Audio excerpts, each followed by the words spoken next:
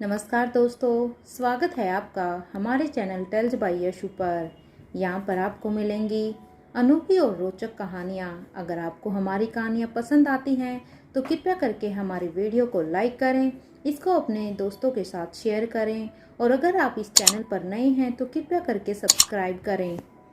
आपका हमारे चैनल पर विजिट करने के लिए बहुत बहुत धन्यवाद। चलिए आज की कहानी का सफ़र शुरू करते हैं। अनिका और रोहित जैसे ही गुलेरिया हाउस में आए तो वहां पर नंदनी और श्रेया उन्हें बाहर गेट पर ही उनका वेलकम करने के लिए थी। जैसे ही वो अंदर आते हैं तो देखते हैं कि पिंकी, आर्यन, अलेक्जेंडर और रिया और यश सारे के सारे आपस में खेल रहे थे और उनके साथ में उन्होंने अपने छोटे से भाई को भी लिया हुआ था। अब रिया पिंकी से कहती है, पिंकी देखो हमारा भाई कितना प्यारा है। अब पिंकी भी कहती है, हाँ आखिर मुझ पर जो गया है क्योंकि ये मेरा भाई है। तभी रिया कहती है, अरे पिंकी ऐसे क्यों कह रही हो, ये हमारा भी तो भाई है। देखो देखो इसकी नाक तो बिल्कुल मेरे ऊपर गई है। तभी आर्यन और अलेक्जेंडर आपस में एक दूसरे की तरफ देखते हैं और सोचते हैं कि ये दोनों कैसे पागलों वाली बातें कर रही हैं, क्योंकि उन दोनों को ये बातें बहुत ही अजीब लग रही थी। तभी आर्यन ने रिया को कहा, रिया ये क्या है, कैसी कैसी बातें कर रही हो, आखिर वो एक छोटा सा बच्चा है। अभी वो बहुत ही छोटा सा बच्चा है, उसकी शक्ल कभी हमें किसी के ऊपर लगेगी, कभी हमें किसी के ऊपर लगेगी, लेकिन जरूरी नहीं है ये ऐसा ही होगा, इसका रंग रूप बदलता रहेगा। अब रिया कहती है, आई नो मैंने भी ये देखा है और मैंने भी ये पढ़ा है, लेकिन मुझे तो अभी इसकी नाक अपने ऊपर ही लग रही है। अब आर्यन अपने सिर पर हाथ मारता है और वो सोचता है कि इस लड़की को सच में कोई नहीं समझा सकता। तभी रोहित और अनीका अंदर आते हैं तो वो बच्चों की इस चहल पहल को देखकर एकदम से खुश हो जाते हैं। जैसे ही रिया देखती है कि उसके मोम और डैड अंदर आ गए हैं, तभी रिया भागकर रोहित से जाके चिपक जाती है और कहती है, हेलो डैड आप कैसे हो। रोहित भी अब रिया के को हक कर लेता है और उसके फोरहेड पर एक किस करता है। तभी आर्यन और अलेक्जेंडर भी आते हैं और वो अनीका को हेलो कहकर उनको ग्रीट करते हैं और फिर वो रोहित को कहते हैं, हेलो डैड आप कैसे हैं। रोहित भी अब अपने दोनों बेटों के सिर पर हाथ रखता है और कहता है, आई होप आप दोनों भी ठीक होंगे। जहाँ तक मुझे आप तीनों को देखकर लग रहा है यहाँ पे आप लोग काफ़ी खुश नज़र आ रहे हो।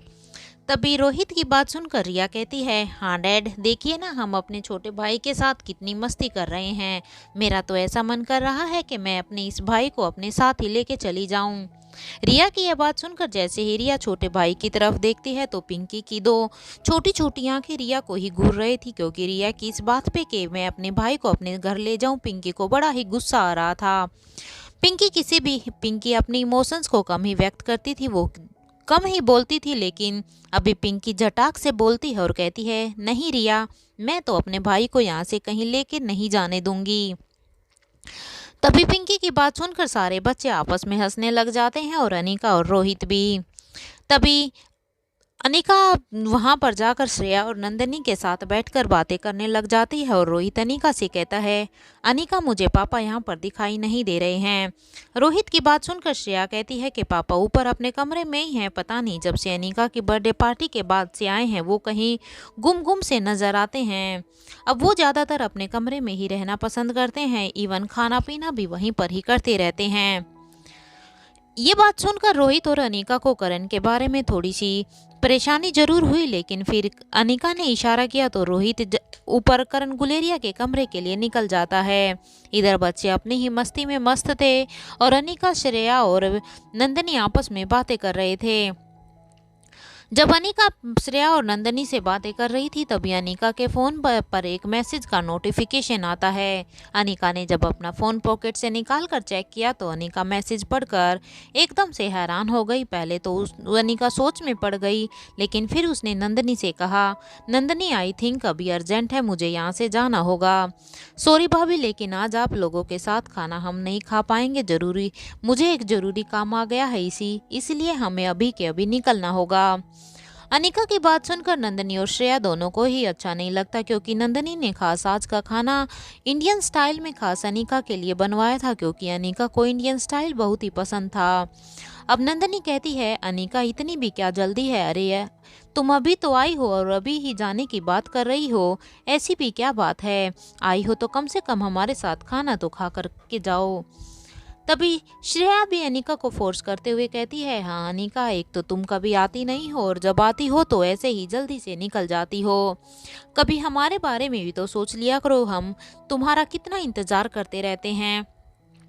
यही सब बात करते हुए वो उसको रोकने की कोशिश कर रही थी। इधर रोहित जब करण गुलेरिया के कमरे में जाता है तो वो दरवाजे को पहले नॉक करता है। दरवाजे को नॉक करने के बाद करण गुलेरिया अपना दरवाजा खोलते हैं तो देखते हैं कि सामने रोहित था। रोहित अब करण गुलेरिया को अपनी तरफ से ग्रीट करते हैं और कहते हैं, हेलो पापा, आप कैसे हैं। तभी करण गुलेरिया कहते हैं, आओ बेटा, मैं ठीक हूँ, अंदर आओ। तभी रोहित और करण कुछ देर तक बैठकर बातें करते हैं। फिर कहीं ना कहीं रोहित को करण की उदासी का पता था, लेकिन वो इसमें कर भी क्या सकता था। इस बारे में रोहित और अनिका की बातें पहले ही हो चुकी थी और रोहित ने भी अब इस बारे में ज्यादा दखल न देने के बारे में ही सोचा। करण गुलेरिया की उदासी रोहित से देखी नहीं जा रही थी। वो रोहित का एक बार तो मन कर रहा था कि वो करण गुलेरिया को सारी बातें बता दे, लेकिन फिर अनिका के बारे में सोचकर उसने कहीं ना कहीं अपने आप को रोक लिया। उन दोनों की ऐसे ही बातें चल रही थी, तभी एक नौकर नीचे से आता है और करण सर के दरवाजे को नॉक करता है। करण जैसे ही दरवाजे को खोलते हैं तो नौकर कहता है, साहब, नीचे अनिका बेबी का बुलावा आया है, अनिका बेबी अभी जाने के लिए कह रही हैं। नौकर की बात सुनकर करण कहते हैं, ठीक है, अभी अभी भी आते हैं। तभी करण रोहित से कहता है, रोहित, ऐसी भी क्या जल्दी आ गई, तुम लोग अभी तो आए हो और अभी ही अनिका जाने के लिए कह रही है, अभी तक वो मुझसे तो ढंग से मिली ही नहीं। तब रोहित करण की बातें सुनकर कहता है, पता नहीं पापा, हो सकता है उसे कोई जरूरी काम आ गया हो, नहीं तो अनिका यहाँ पे कुछ टाइम रुकने के लिए ही आई थी। तभी करण रोहित की बात सुनकर हाँ में अपना सिर हिलाता है और कहता है, चलो नीचे चलते हैं, उन्होंने बुलाया है। तब करण और रोहित दोनों ही अपने कमरे से नीचे चले आते हैं। जब तक रोहित और करण भी नीचे आए थे तब तक बच्चे भी अपना सामान लेकर वापस आ चुके थे। बच्चे अब अनिका से कहते हैं, मम्मा, हमारा अब भी जाने का मन तो नहीं कर रहा, क्योंकि हम अभी भी यहाँ पर रहना चाहते हैं, लेकिन अब हमें आपके साथ भी रहना है, इसलिए हमें लगता है अब हमें चलना चाहिए। अनिका ने देखा कि तब तक रोहित और करण भी आ गए थे। करण को देखकर अनिका उन्हें नमस्ते कहती है और कहती है, पापा, आप कैसे हैं। क्योंकि कहीं ना कहीं स्वाति के मामले में अनिका अब करण को फेस नहीं कर पा रही थी। कहीं ना कहीं अनिका को अपने आप में ही एक शर्म महसूस हो रही थी। करण आकर अनिका के सिर पर अपना हाथ रखते हैं और कहते हैं, कैसी हो बेटा, अभी तो तुम आई थी और अभी ही तुम जाने की बात कर रही हो। तभी श्रेया कहती है, देखो ना पापा, क्या करती रहती है ये अनिका। हमने इसे कितने बार रोकने की कोशिश की, लेकिन ये रुक ही नहीं रही है। हमने इसको स्पेशल खाना भी हमने इसके लिए तैयार किया है, लेकिन अब ये खाना भी खाकर नहीं जा रही है। तभी करण अनिका से पूछता है, बेटा प्लीज कुछ देर के लिए और रुक जाओ। तभी अनिका अपनी समस्या बताते हुए करण को कहती है, सॉरी पापा, मैं खुद यहाँ पर रुकना चाहती थी, मैं खुद आप लोगों के साथ खाना खाना चाहती थी, लेकिन मुझे अभी जाना होगा, मुझे अभी एक अर्जेंट काम है। अनिका की बात सुनकर फिर करण कहते हैं, इट्स ओके श्रेया, कोई बात नहीं, अगर अनिका को काम है तो उसको जाना ही होगा, आखिर काम सबसे पहले जरूरी है। करण श्रेया और नंदिनी को समझा देते हैं। अब वो सब अनिका को छोड़ने के लिए बाहर तक आते हैं। जब वे सारे बाहर आते हैं तब रिया फिर से पिंकी को कहती है, पिंकी, अपने भाई का अच्छे से ध्यान रखना और जैसे ही हमें मौका मिलेगा हम फिर से अपने भाई को खिलाने के लिए गुलेरिया हाउस में आएंगे। रिया की बात सुनकर करण के फेस पर एक स्माइल आ जाती है और करण रिया को हाँ करते हुए कहता है, क्यों नहीं बेटा, ये तुम्हारा भी तो घर है, जब तुम्हारा मन करे तुम यहाँ पर आ जाना। वही दमयंती के किले में दमयंती अभी तक अपनी सिपाहियों को समझा ही रही थी, लेकिन उसकी स्त्री सिपाहियाँ कुछ भी सुनने के लिए तैयार नहीं थी। अब दमयंती उन्हें फिर से कहती है कि भारी दुनिया में तुम सब लोग अपनी जिंदगी अपनी मर्जी से जीनी चाहिए। दमयंती ने अपनी सिपाही औरतों से कहा कि तुम अब इतनी काबिल हो कि बिना किसी के सहारे के तुम अपनी मर्जी से अपनी जिंदगी जी सकती हो। अब तुम्हें किसी के ऊपर आश्रित होने की भी जरूरत नहीं है, जबकि तुम अब अगर तुम्हारा परिवार है तो तुम उसका भी भरण पोषण अच्छे से कर सकती हो। तुम सब आज के दिन अपनी अपनी फील्ड में बहुत ही अच्छी हो। अब से तुम लोगों ने यहाँ जो भी सीखा है वो अब सारी विद्या इस्तेमाल करके तुम किसी ना किसी की मदद करोगी, और ये किसी एक के लिए यही एक तरीका है इस समाज को रहने लायक बनाने का। जब तक हम खुद ही गलत करते रहेंगे तब तक हम इस दुनिया को नहीं बदल सकते। इसलिए दुनिया को बदलने के लिए सबसे पहले हमें खुद को बदलना होगा। इसलिए मैं आशा करती हूँ कि तुम सबको मेरी बातें समझ में आ रही होगी। मुझे तुम सबसे वादा चाहिए।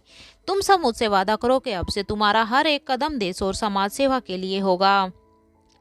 दमयंती देवी की यह बात सुनकर तभी एक स्त्री सिपाही कहती है, माँ साहिब, लेकिन आपने हमसे खुद ही कहा था कि वो अमर बूटी हमें अमर बना सकती है। उसे हमारी ताकत इतनी बढ़ जाएगी कि हमें किसी के सामने झुकने की भी जरूरत नहीं होगी।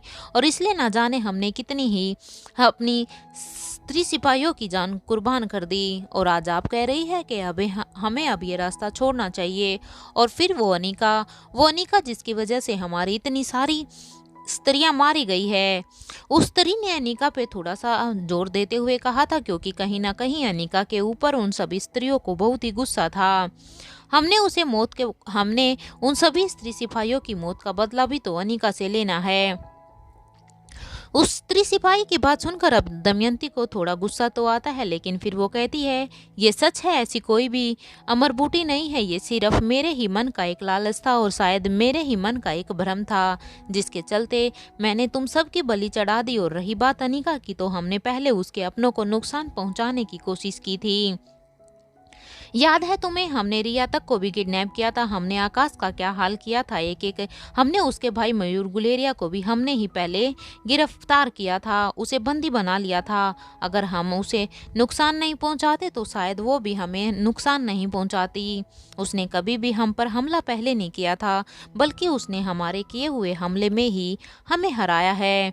और ये हर एक युद्ध का नियम है, जब कोई हम पर हमला करे तो अपने बचाव में हमें भी हमला करना पड़ता है। शायद अनिका ने भी सिर्फ यही ही किया है। इसमें अनिका की कोई भी गलती नहीं है, गलती हमारी है, क्योंकि अनिका तो अपनी फैमिली को हम लोगों से प्रोटेक्ट कर रही थी और कुछ भी नहीं। हमने ही उसकी लाइफ में कितनी सारी परेशानियां खड़ी कर दी थी। अब से भी स्त्री सिपाही सास थोड़ी सी शांत होती नजर आती है। तब दमयंती उनसे कहती है, तुम सब लोग अपनी मर्जी से जियो, तुम्हें किसी से डरने की अब कोई भी जरूरत नहीं है। तुम इतनी काबिल हो कि तुम अपना गुजारा खुद से कर सको। फिर वो उस छत्री सिपाही की तरफ अपना चेहरा करती है और उससे पूछती है कि क्या तुमने उसे संदेश भेज दिया है। तभी वो स्त्री सिपाही, जिसको कुछ देर पहले माँ साहिब ने ही संदेश भेजने के लिए कहा था, वो अब कहती है, जी माँ साहिब, मैंने वो संदेश भेज दिया है।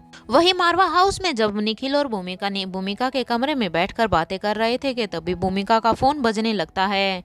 जब भूमिका अपने फोन को उठाकर टेबल से उठाकर देखती है तो उस पे इंस्पेक्टर अब्बास का नंबर शो हो रहा था। इंस्पेक्टर अब्बास के नंबर को देखकर भूमिका झट से फोन उठाती है और कहती है, हेलो सर, जय हिंद, कैसे हैं आप, आपने मुझे कैसे याद किया। तभी इंस्पेक्टर अब्बास कहता है, भूमिका, एक बार फिर से हमें सबको मिलकर एक साथ काम करना होगा। एक केस के सिलसिले में मैं यहाँ मुंबई से दिल्ली आया हूँ और मैं चाहता हूँ कि तुम भी इस केस में मेरा साथ दो, क्योंकि तुम एक काबिल ऑफिसर हो। और मैंने इस चीज़ के लिए अनिका को भी बोला है, शायद अनिका भी इस केस में हमारी हेल्प करेगी।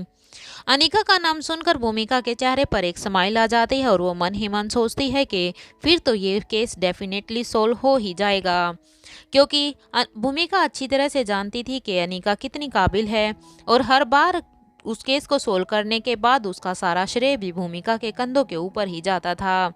इंस्पेक्टर अब्बास की बात सुनकर अब भूमिका ने थोड़ा हिचकिचाते हुए कहा, लेकिन सर मैं तो यहाँ नहीं हूँ। तभी इंस्पेक्टर अब्बास ने कहा, भूमिका, मैं अच्छी तरह से जानता हूँ कि तुमने निपुण मीना को पकड़ने के लिए अपनी किडनैपिंग का नाटक किया था।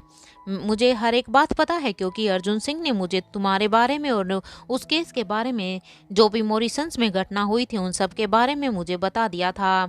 इस बारे में अब मुझे सब कुछ पता है, लेकिन अब क्योंकि निपुण मीना जिंदा नहीं है तो तुम्हें अब ये नाटक करने की भी ज़्यादा देर तक कोई भी ज़रूरत नहीं है। अब तुम वापस से अपनी ड्यूटी को ज्वाइन कर सकती हो। वहीं गाड़ी में बैठते ही रोहित ने अनिका से कहा, क्या बात हुई है अनिका, तुम इतनी जल्दी से गुलेरिया हाउस से वापस क्यों आ गई? अभी तो हम गुलेरिया हाउस पहुंचे ही थे। रोहित का सवाल सुनकर अनिका अपना फोन रोहित को दिखाती है। रोहित उस मैसेज को पढ़कर कहता है, ये तुमसे क्यों मिलना चाहती है?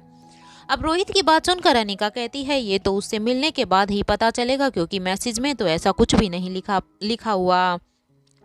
तभी अनिका फिर से कुछ देर रुकने के बाद फिर कहती है, मिस्टर मारवा, आप बच्चों को लेकर घर पर जाओ, मैं उसे मिल कर आती हूँ। अनिका की बात सुनकर रोहित एकदम से कहता है, नो नो अनिका, मैं तुम्हें अकेला वहाँ पर नहीं जाने दूंगा, नेवर।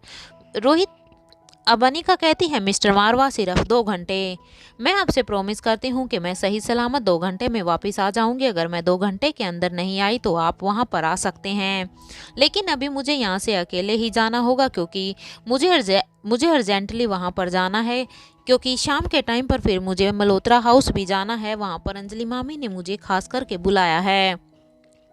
अनिका की बात सुनकर रोहित कहता है, ठीक है अनिका, लेकिन 2 घंटे याद रखना, अभी तो मैं जा रहा हूँ, और हाँ, अपनी सिक्योरिटी अपनी प्रथम प्रायोरिटी रखना है। कुछ भी हो, अगर तुम्हें थोड़ा सा भी संदेह हो तो तुम तभी के तभी हमें इन्फॉर्म कर सकते हो, हमारी सिक्योरिटी हमेशा वहाँ पर तैनात रहेगी।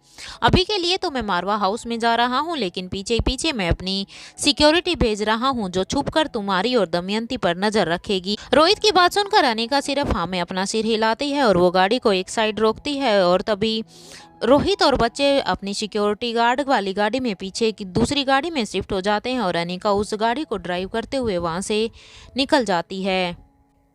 दूसरी तरफ मल्होत्रा हाउस में कृष अपने कमरे में बैठा हुआ अपने लैपटॉप पर कुछ काम कर रहा था। तभी उसके कमरे के सामने से किशन मल्होत्रा गुजरते हैं और एक पल रुककर कमरे के हल्के से खुले हुए दरवाजे की दरार से कृष को देखते हैं। कृष अपने काम में पूरी तरह से मगन था। किशन मामा बिना किसी को डिस्टर्ब किए वहां से सीधा डाइनिंग हॉल में पहुंच जाते हैं और जाकर एक चेयर पर बैठ जाते हैं। तभी अंजलि वहां पर आती है और कहती है कि आज श्वेता को देखने के लिए लक्ष्य और उसकी माँ आ रहे हैं, वो लोग यहाँ पे आ रहे हैं। मुझे कुछ भी समझ में नहीं आ रहा कि कैसा कुछ तो स्पेशल करूँ, लेकिन करूँ तो क्या। मल्होत्रा परिवार में वैसे तो काम करने के लिए बहुत सारे ही नौकर थे, लेकिन अंजलि मामी को फिर भी उन्हें इंस्ट्रक्शन देने के लिए कुछ भी समझ नहीं आ रहा था। अंजलि के कुछ कहने के बाद भी किशन मल्होत्रा की निगाहें सामने रखे एक डिजाइनर पोर्ट पर ही टिकी हुई थी। किशन मल्होत्रा इतनी गहरी सोच में खोया हुआ था कि अंजलि की आवाज उसके कानों में भी नहीं आई है। देखकर अंजलि उसके कंधे पर हाथ रख कर कहती है, क्या तुम मेरी बात सुन पा रहे हो। किशन चौंक जाता है और कहता है, हाँ मैं सुन रहा हूँ, बोलो तुम क्या कह रही हो। अंजलि पहले से ही काफी परेशान थी, क्योंकि वो श्वेता के रिश्ते के बारे में पहले से ही बहुत ही डिस्टर्ब हो चुकी थी। किशन की झूठी नाराजगी का चेहरा बनाकर दिखाते हुए अब वो कहती है, एक तरफ कह रहे हो कि तुम मुझे सुन रहे हो और दूसरी तरफ पूछ रहे हो कि मैंने आपसे क्या कहा। तभी किशन मुस्कुराते हुए कहता है, नाराज क्यों होती हो, एक बार फिर से बता दो कि तुम क्या कह रही थी। अंजलि अब कह रही थी कि मैं कह रही हूँ कि आज लक्ष्य और उसकी माँ हमारे घर पर आने वाले हैं। मैं उनके लिए कुछ स्पेशल करना चाहती हूँ, लेकिन क्या ये मुझे समझ में नहीं आ रहा। क्या तुम उसके लिए मुझे कोई आइडिया दे सकते हो। तभी किशन मल्होत्रा अपने सामने रखे हुए उस डिजाइनर पीस को उठाता है और कहता है, उसके लिए मुझे थोड़ा बहुत सोचना पड़ेगा। तभी अंजलि कहती है, अब तुम्हारी सोच टूट ही चुकी है, तो अब कृपया करके आप अपनी गहरी सोच से बाहर आओ और इस बारे में कुछ सोचकर मेरी हेल्प करो। किशन अंजलि की तरफ देखकर मुस्कुरा कर कहता है, ठीक है, मैं देखता हूँ मैं क्या कर सकता हूँ। मैं इस बारे में क्या सोच सकता हूँ, अगर मेरे दिमाग में कुछ आता है तो डेफिनेटली मैं तुम्हारी हेल्प जरूर करूँगा। फिर अंजलि किशन से पूछती है, क्या तुम मुझे बता सकते हो, वैसे तुम इतने गहन मंथन में क्यों गए हुए थे, किस बारे में सोच रहे थे। तभी किशन अंजलि से कहता है, मैं अपने दोनों बच्चों के बारे में ही सोच रहा था। श्वेता हमारी बेटी इतनी बड़ी हो गई, अब जल्द ही अगर सब कुछ अच्छा रहा तो वो अब हमें छोड़कर अपने घर परिवार में व्यस्त हो जाएगी, और यहाँ पर कृष अपने काम में व्यस्त है, फिर तो हम दोनों सिर्फ अकेले ही रह जाएंगे। किशन की बात सुनकर अब अंजलि के चेहरे पर एक प्यारी सी मुस्कान आती है और साथ में एक टेंशन भी, क्योंकि कहीं ना कहीं अंजलि भी इस बात को महसूस कर रही थी, लेकिन श्वेता के बारे में सोचकर वो बहुत ही खुश हो रही थी।